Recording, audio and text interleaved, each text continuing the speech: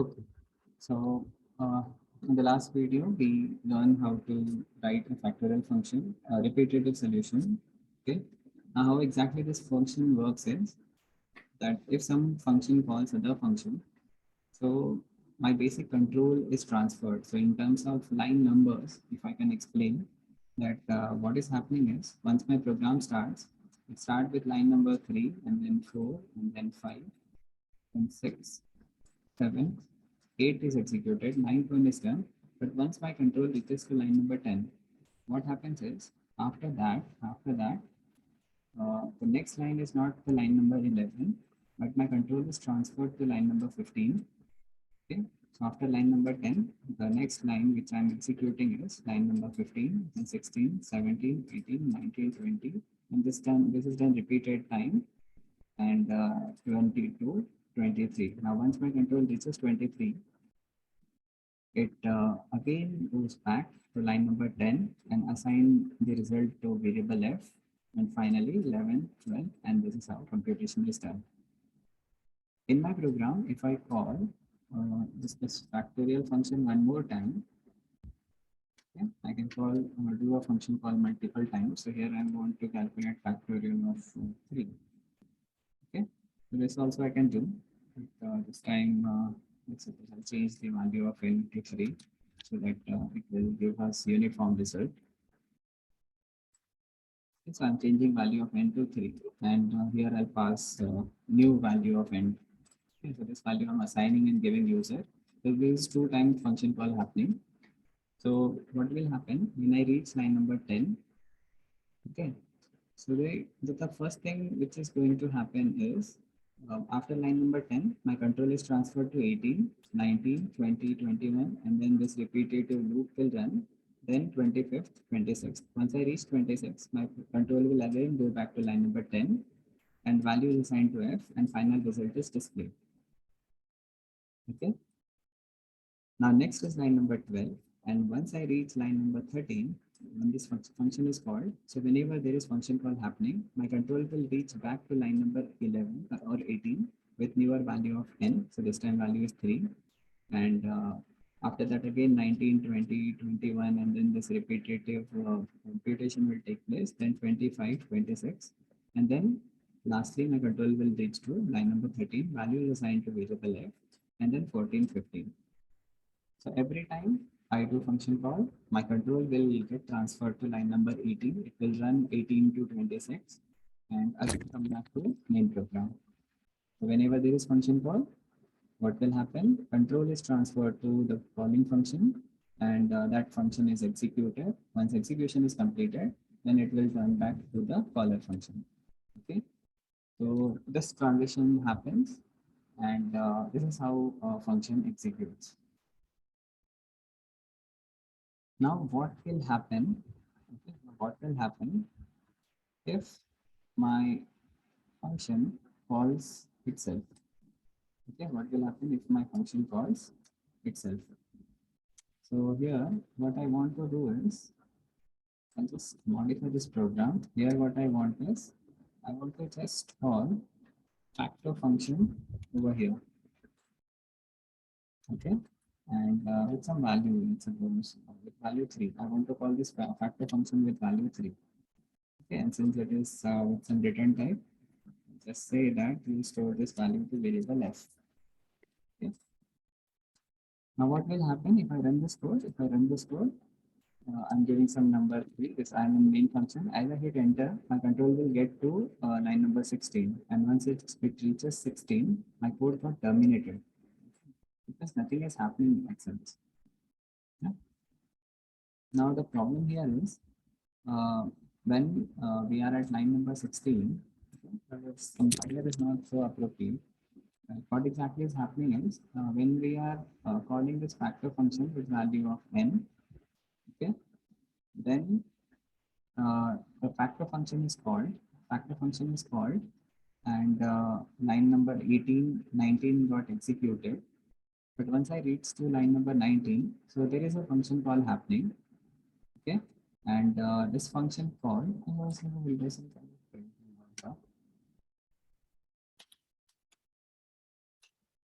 Okay, so what we are doing,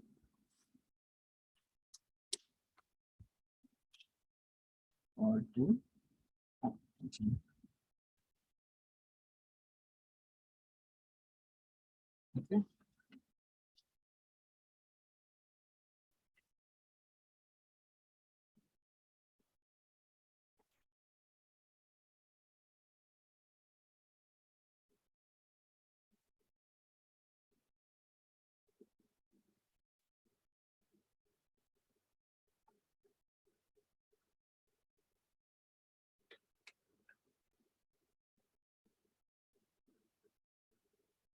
Okay. Studying still. So now it is telling me to enter a number. I'll say number 5, then hit enter. You will see what is happening. What is happening here is factor function is called infinite time. Okay, so right now this function is running infinitely. And why it is happening? Because as I said that whenever I do function call, so when I reach to line number 10, I'm making a call to function n, factorial function. Once there is a function call, my control reaches to line number 16. Okay, as it reaches line number 16, the next line is line number 17, then 18, 19, and as I reach line number 20, what is happening here? That again there is a call to factor function, and whenever there is a call to factor function, my control will get transferred to line number 16. Okay, so again my control transfer to line number 16, then 17, 18, 19, and as I reach to line number 20, what next is happening? There is a function call, and once there is a function call, my control is transferred back to line number 16. And this will go on and on and on. Okay, and when I call same function inside itself, okay, so when a function calls itself is called a recursion. Okay. And just stop this program running if you get an idea that this is a recursive call. Okay, and this is recursion. What is recursion? When a function calls itself, it's called recursion. Whenever we do recursion, a loop gets created, an infinite loop gets created. Okay, and but we don't want infinite loops over here. We want a finite loop to be execute and give us some kind of answers. And if there is a need for infinitely running loop. So right now we don't want infinite loop. We want a finite time running loop. And I want to use this looping mechanism, this recursive mechanism to calculate factorial. The problem is whenever I do recursive call, my program will or my function will call itself and this will go infinitely. So we have to be sure in recursive program that we should do this recursive call conditionally. So it is not always there is a function call, but there is a conditional function call given. There is a conditional recursive call. Okay. So how I can modify my program? I can modify my program that my factorial of n is equal to factorial of n is equal to n multiplied by factorial of n minus 1. So we know the formula that 5 factorial is equal to 5 into 4 factorial, or 4 factorial is equal to 4 into 3 factorial. So that's how uh, n factorial is equal to n multiplied by n minus 1. So there is a function called recursive call happening, and I want to make it conditional. So I'll say this call is only valid if value of n is more than 1. Okay, so only till the time this is greater than 1, this conditional call will be there. Okay, so I don't want recursive call to be executing infinite time. So this recursive call is only when value of n is greater than 1. Okay, and what we are doing is every time I'm calling recursively, I'm reducing the value of n. So if the value of n is 4 here, during second call, the value will be 3. During the third call, the value will be 2. And then likewise, this is going to decrement continuously. And only recursive call will take place till the time my value of n is more than 1. Now, if my value is equal to 1, then what to do? So we know what is factorial of 1. So we know the factorial of 1 is, what is factorial of 1? So factorial of 1 is 1 again. So here what we do is, instead of making recursive call, we simply return the value. We simply return the value, or I'll say that final answer is equal to 1. All right. And in the end, we'll return value of f. So this recursive call is happening conditionally. So it is not infinite amount time call, but this recursive call is till the time value of n is greater than 1. If the value reaches 1, then the answer of 1 factorial is 1, which we are giving back to the caller function. Okay. So in this recursive program, whenever we are not making recursive call, then that case is called base case. Okay. And wherever there is recursive call happening, this is called recursive case. Okay, so if you are writing this recursive program, then make sure that you are having the base case also. If you don't have base case, then your program will go on. And just to make an intuition or idea, while running this program, I'll just say I'll display the n value, so that we'll be knowing that how factorial function is called with different results. I'll say factor function is called with value. Here I want to display percent thing, and here I want to display value of n. So every time factor is called, the value of n will be displayed, so that we'll be knowing that how the actual call is happening. And I will run this code and see whether we are getting the answer or not. There is an error. It is telling it should be integer. Okay, so I forgot to close double quotes over here. Just close here and then start one more time. Okay, so code is running. It is asking me for a number value. Okay, I'll say that the number is 4. Now if I hit enter, so see there is 4 function call happen. So first time function factorial called with value 4. So this first call is with main, and then next time what is happening is what is happening is factorial function is called with value 3, then value 2, and then value 1. Okay, and as it called with value 1, there is no recursive call happening. Okay, so this is the last recursive call happened, and once my value reaches 1, then suddenly the result got computed. I mean, I'll just tell you how the result is getting computed in recursive functions. So after base case hits, factorial is computed, and the result is returned to main function, and then main function is displaying the answer. So this last line is part of main function. Okay. So here, if I can say that this is from the main function. Okay. And then write \n over here just to make it clear. Okay. And I'll just write that we are in main. Okay. Here I will write we are in factor function. Factor is written over. Okay, so this is how the thing will run. I'll just show one more time that if I give value of n as 5, so total 5 function call will take place. The first function call is from main to factorial function, and rest of the calls are from factorial function to factorial function. This is the recursive call happening. The base condition hits as value of n reaches 1.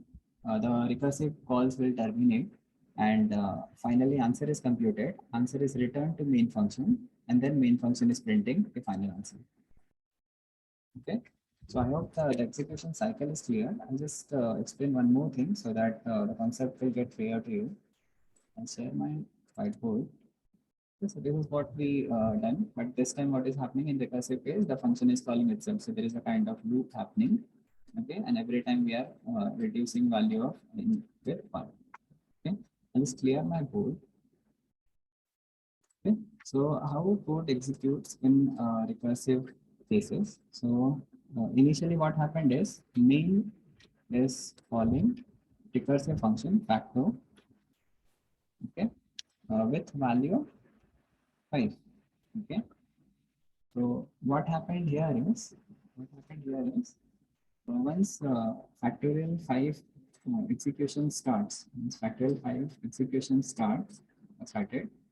Uh, so what program did is it wanted to compute a value of f, okay, which it returned to main, but this value is equal to n. So in this case, n is 5, and this value is multiplied with this value is multiplied with factorial of 4, factorial of 4. Okay, but as we reached to factorial of 4, so again we have uh, to resolve this function call. Now my control is transferring to some other location. Next time, factorial 4 got computation started. Factorial 4 computation is like the 4 is getting multiplied with factorial of 3. Okay. Now, as factorial of 4 computation started, there is again a function call. So once there is a function call, further factorial 3 computation started by some other function. Okay. So here factorial 3 started. Factorial 3 computation is like 3 is getting multiplied with factorial of 2. Okay. One more time, there is a function call, and whenever there is a function call, control will transfer and a fresh function started executing with n value 2. Now, factorial of 2 is 2 multiplied with factorial of 1. Okay. Now, here base case is met. Here, what is happening? Our base case is met. And this time, when we started computing factorial of 1, answer got generated, and my answer is 1. Okay. Now, what just happened is we got answer of this value. We got answer of this value, and we can substitute this one result to this place. Okay. So one result now I can substitute the place at that position. So value of 1 got stored here. Now we can multiply 2 with 1. The result of 2 into 1 is 2. So now this result got generated. So this answer is like computed, and this value is 2. This value is 2. Yeah, this one. So this value is 2. Okay. Now this result got substituted over here. Okay. So this will be replaced with value 2. All right.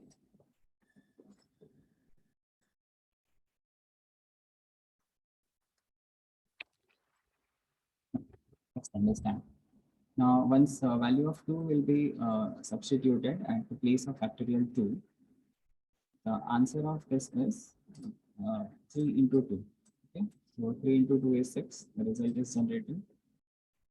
And this value of 6 is substituted to the result of factorial 3, because this is the result of factorial 3.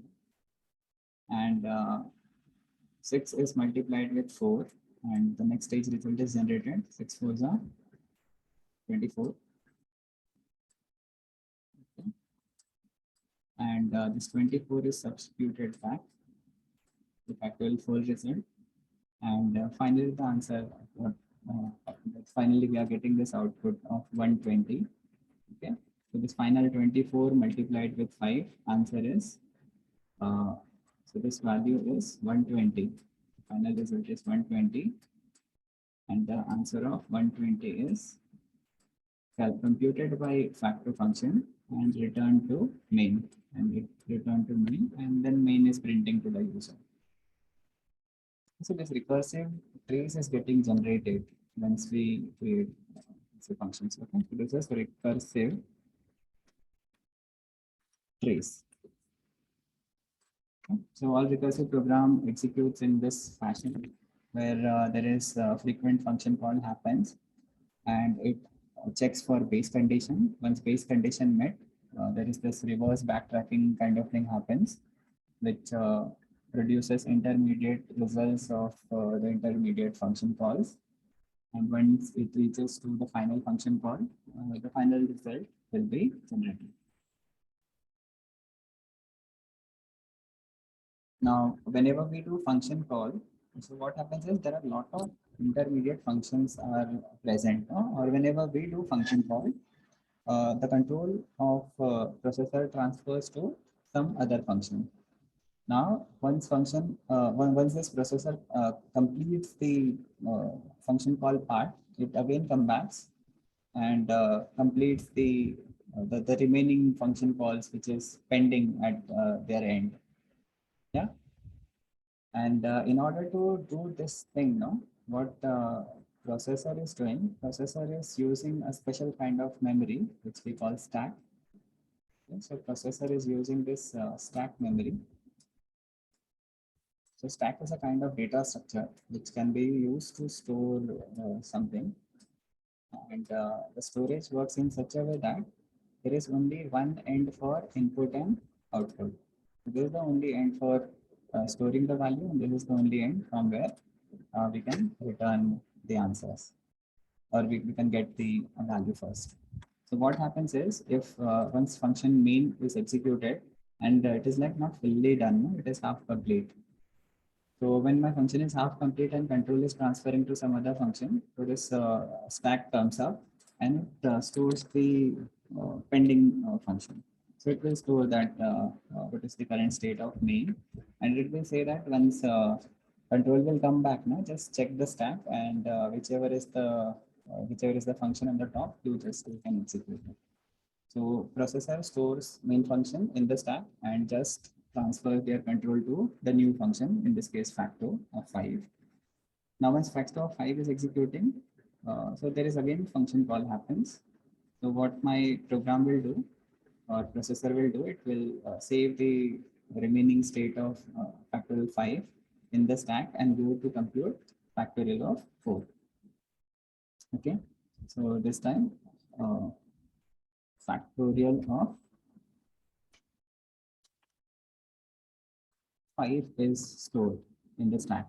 Okay. Similarly, factorial of 4, 3, 2, 1 all will get stored on top of each other. Okay.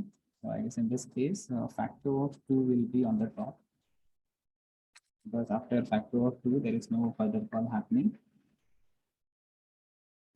There will in between things also. It's not like factorial 4 के 5 के ऊपर होगा factorial 4 and then factorial 3 and then factorial 2 will be on the top. Okay. So I can just write dot dot dot in case like we are having all this intermediate function calls also. All the intermediate function calls are also there. Now once factorial of 1 got executed, completed. Now if processor will come back and see that how many functions are still pending, so it will say that there are a lot of functions which are pending. So right now factorial 2 is pending, 3 is pending, 4, 5 and main is pending. Which one to pick first? Which one to pick first out of this remaining task? Which task is to pick first?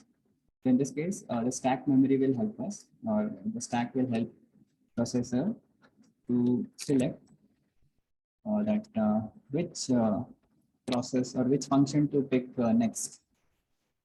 So how processor works is it goes to the stack memory and it knows that there is only one end to get back the functions. So out of all this remaining 1, 2, 3, 4, 5 functions, the topmost is factor of 2. So you take factor of 2 out, finish it, and then once factor is 2 is finished, again stack memory is checked. When this if the stack is checked, then factor of 3 will be there. Factor of 3 is executed, and similarly, factor of 4 and then factor of 5. Once factor of 5 is completed, then main function is called and the completion of main takes place. And finally, user gets the answer. Okay, I hope you understood how recursion works. So what is recursion? Recursion is if a function makes calls to itself. This will make repetitive execution. If we only do a recursive call, the function runs infinite amount of time. If I want to make a meaningful recursive program, then we have to be sure that we should make this recursive call conditional one, and a base case is also included. Okay. Now, when this function calls happens, when this function call happening, so the pending function which is not yet complete is stored inside a stack memory. stack is a kind of storage which computer uses, where there is only one end of for inserting and deleting, and whichever is on the top is picked. Okay, and if I want to put, that will be placed on a top, and if I want to pick something from the stack, the topmost will be picked. And in this way, function call gets completed from processor's end, and recursive call, once recursive base case is met, then the backtracking starts, and the intermediate results for getting substituted the previous function call's return value. And similarly, in this fashion, it reaches to mean, and mean finally gets back the answer to the caller or the user. Okay. So this is it from the recursive part. If you have any questions, you can comment and ask me.